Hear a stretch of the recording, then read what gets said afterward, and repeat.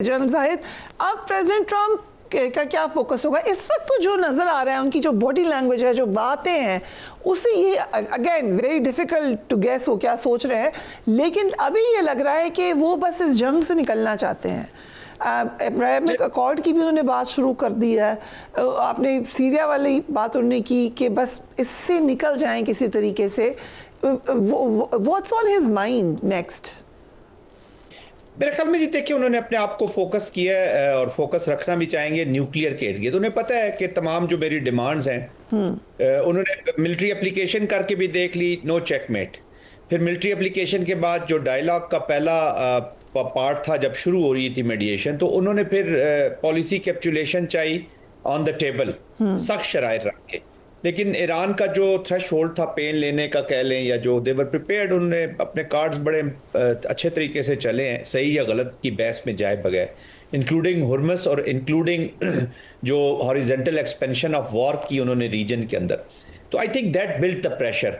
ये ईरान के जो मिलिट्री रिस्पॉन्सेज थे, उनसे ज्यादा ये जो इकोनॉमिक प्रेशर डेवलप हुआ, उसने बहुत कुछ और उसने ज्यादा इंपैक्ट किया अमेरिकन सिटीजन्स को जी, यूएस के अंदर जो प्रेशर बिल्ट हुआ है। और उसकी वजह से प्रेसिडेंट ट्रंप जो है, ऑफ कोर्स प्रेसिडेंट ट्रंप ने अपने आप से ये समझ लिया उन्होंने खुद कि एक स्ट्रेटेजिक ब्लंडर किया उन्होंने। उसका जो अमेरिका का जो मिलिट्री का खौफ था ना, वो भी अगर ईरान के अंदर कुछ था, देखे ना, वॉर से पहले वो यही nuclear deal almost zero enrichment पे करना चाह रहे थे। Iran was almost agreeing to that. Omani वजीर खारजा का आपको एक इंटरव्यू याद होगा, जब उनका डायलॉग फेल हुआ और बड़े नाराज थे अमेरिका के साथ कि ये जब 12 डेज वॉर शुरू हो गई थी, कि व्हाई दे ट्रांजिटेड टू दैट। इसका मतलब है कि ईरान मेंटली तैयार था। आपने जब मिलिट्री यूज कर ली और हुर्मस का ये फैक्टर बीच में आ गया, तो उसके बाद तो ईरान स्ट्रेटेजिकली एक और प्लेन पे चला गया जी। तो ही एग्जैक्टली नो कि अब इसको रिस्पेक्टफुली मैं एक इस एग्जिट को लूं और इसमें से निकल जाऊं। अभी बहुत से कमेंटेटर्स हैं, वो शिकस्त किसकी हुई, फतह किसकी हुई, इस पर डिबेट होती रहेगी, दोनों ममालिक अपने लिखते रहेंगे, बट ओवरऑल अमेरिका का बहुत नुकसान हुआ है जी। और दूसरा ये है कि अब मिडिल ईस्ट के इसको वो रिविजिट करेंगे, एक नया चेस बोर्ड लगाएंगे। क्योंकि एक वॉर जब हो जाती है, तो जनरल साहब बेहतर बता सकेंगे, जनरल मुस्तफा, वॉर होने के बाद वो रिव्यू करती हैं नेशंस कि हमने क्या गलतियां की और कहां से हमने वीकनेस ढूंढनी है इस रीजन में। अगर ईरान को हमने डील करना है तो उसको उस तरफ से आएंगे, and that will take some time. तो अभी तो इमीडिएटली उनका जो ऑब्जेक्टिव है, that is get out of this war. और उनको डर ये है कि इजराइल के एक्शंस की वजह से हो सकता है हम फिर एस्केलेशन की तरफ बढ़ जाएं। लेकिन उसमें अब अमेरिका की पार्टिसिपेशन मुझे नजर नहीं आ रही कि वो America would take this much risk कि कोई वो मिलिट्री एप्लीकेशन करेगा। सो जनरल साहब, अब अगर हम आ जाएं आज़ाद कश्मीर में जो अनरेस्ट हुआ, टाइमिंग बहुत डूबियस है ना। अभी पाकिस्तान का ये स्ट्रेचर, जैसे आपने कहा, पाकिस्तान वाज इमर्जिंग, सब पाकिस्तान की तरफ देख रहे थे। अगेन पाकिस्तान का फोकस कभी विज़िवी इंडिया नहीं था। पाकिस्तान तो अपने तय कोशिश कर रहा था, मगर तकलीफ थी इंडिया को, जो कि वो छुपा भी नहीं रहे थे।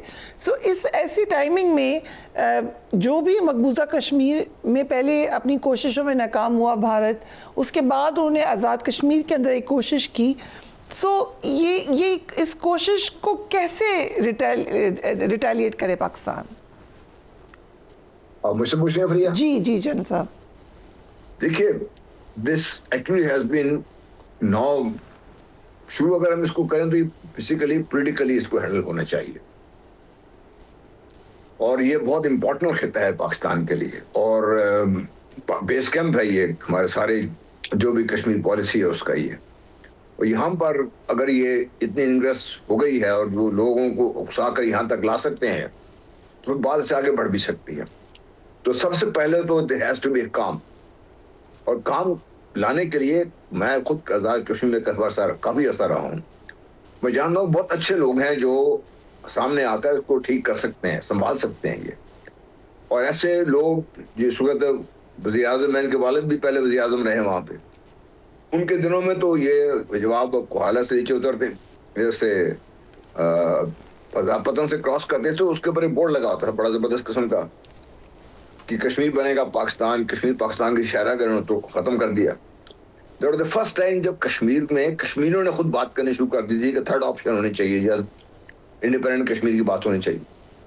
तो ये हमारे इस किस्म के जो लोग हैं जिनकी ना पॉलिटिकल विजन है, ना इनको कुछ समझ है, ऐसे लोगों के बजाय हमें बड़े एक्सपीरियंस लोग मौजूद है हमारे पास, जो सब जानते हैं सारा कुछ, जो समझते हैं सारे गेम को। तो पहले तो हमें टू बी काम लाना पड़ेगा, हमें काम ले आए उसको, उसके बाद we can deal with the situation one by one. जो जेन्युइन डिमांड्स हैं लोगों की, उनको आप मीट कर सकते हैं। और मीट करनी नहीं है। 34 के 35 आई थिंक सारी डिमांड्स उनकी मीट की थी। बहुत से कश्मीरी ये बताते हैं कि उस वक्त बताया था कि ये इनका एजेंडा कुछ और है, लेकिन उस वक्त बहुत ज्यादा रिस्ट्रेंट दिखा दिया। देखिए, there is a time to act. आप उसके बाद अगर आपको याद है मौका, तो फिर उसके बारे में बड़ा मशहूर कि अपने मुंह मार लेना चाहिए हमें। हम क्यों नहीं टाइम पीरियड काम करते, अपना करना चाहिए हमें। इतने बड़े बड़े हमने सब कुछ, हमारे पास सिस्टम मौजूद है, तो हमें उसको एक जो है ना सिस्टम को, वो तो हमेशा एक कोई ना कोई कोशिश होती रहेगी। लाइक अफगानिस्तान के थ्रू की, वहां से नहीं हो सका तो अब आपने कश्मीर में अनरेस्ट कर दिया, इधर नहीं होगा तो कहीं। भारत तो कभी भी रुकेगा नहीं है। You understand this better than I do. देखिए अभी जी बिल्कुल जी जनरल साहिब जी, देखिए फिर हम बिल्कुल हमें अंडरस्टैंड करना है कि भारत ने बड़ा ज़बरदस्त एक मिक्स का फ़ायदा उठाता है। वो उनकी स्ट्रेटजी इज़ वेरी क्लियर।